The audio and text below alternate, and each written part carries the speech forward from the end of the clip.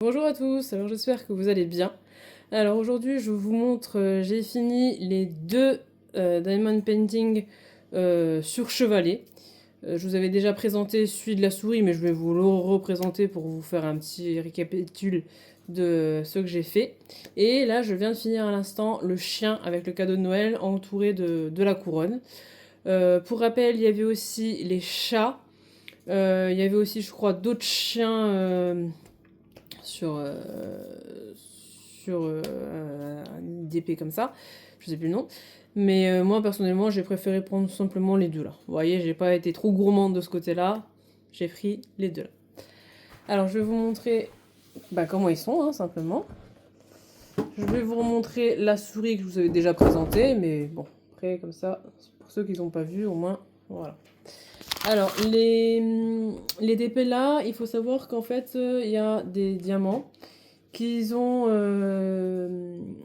Enfin, il y a certains diamants qui sont un petit peu pelucheux comme ça, c'est du velours en fait, c'est des diamonds, enfin des diamants en velours. Voilà.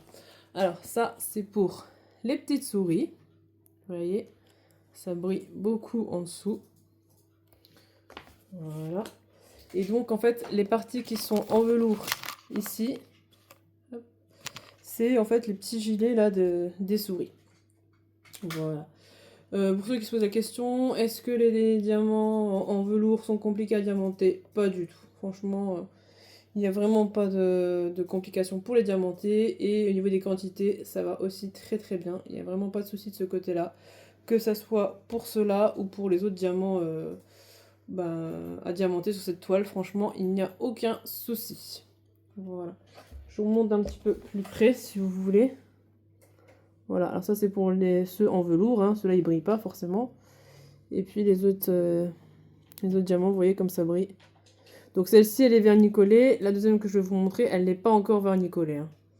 Mais bon, j'ai déjà passé un petit coup la roulette dessus, enlever les petites poussières qui peuvent gêner. Donc j'ai juste à vernicoler. Alors pour info, parce que je crois qu'il y en a aussi qui m'ont demandé qu'est-ce que j'utilisais comme vernis en fait pour les diamond painting. En fait, je prends la marque Crealia de chez Cultura et je prends le vernicole satiné, tout simplement. Vous avez différentes quantités, vous avez des petites quantités, vous avez un gros pot. Voilà, je sais qu'aussi dans la même marque, je vous en avais déjà parlé aussi, toujours de chez Crealia, il y a un petit pot de vernicole pailleté.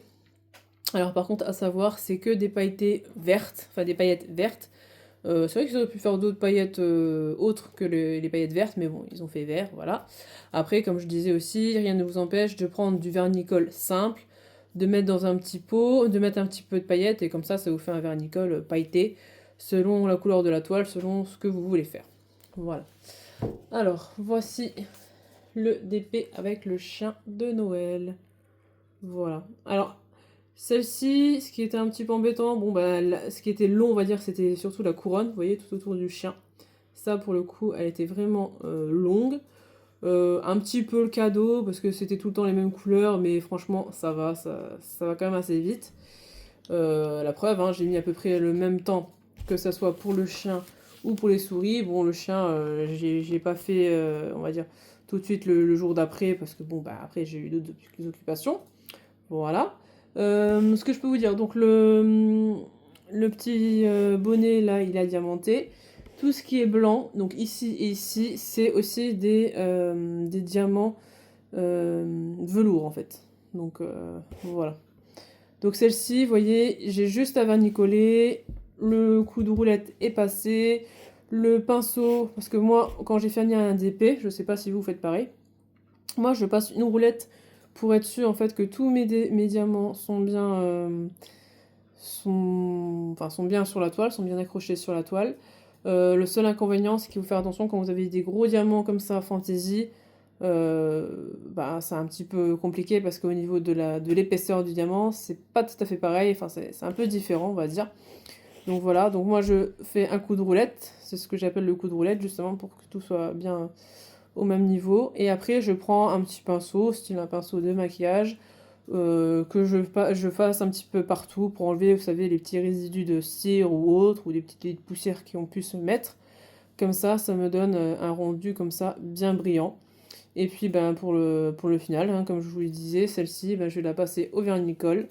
Ce que je peux vous dire aussi par rapport au vernicole, pour les diamants velours comme ça. Alors je me suis dit, bon, ça va être un petit peu embêtant, on n'aura plus euh, ce côté velours. En fait, bon, bah forcément, c'est un peu comme des éponges, on va dire, les diamants en velours. Donc, moi, j'ai quand même passé dessus. J'ai fait un test, hein, j'ai passé dessus quand même pour que ça soit bien maintenu.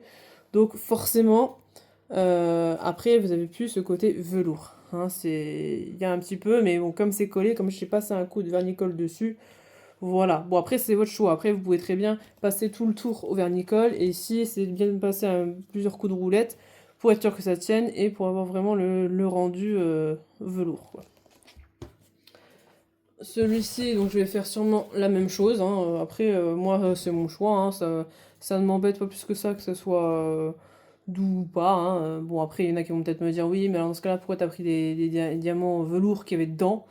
Moi, j'ai pas envie de me casser la tête. Franchement, si je veux les vernicoler, je vernicole. Si je veux pas vernicoler, je vernicole pas. Après, c'est chacun son choix. Donc ceux-là, ils vont... et encore, hein, même là, ils sont... Comme je vous disais, il n'y a pas de vernis, mais je trouve pas que c'est si pelucheux que ça. Alors, ou alors c'est quand j'ai fait la roulette, peut-être que ça a enlevé un petit peu de texture, peut-être. Ça peut arriver, hein. Voilà.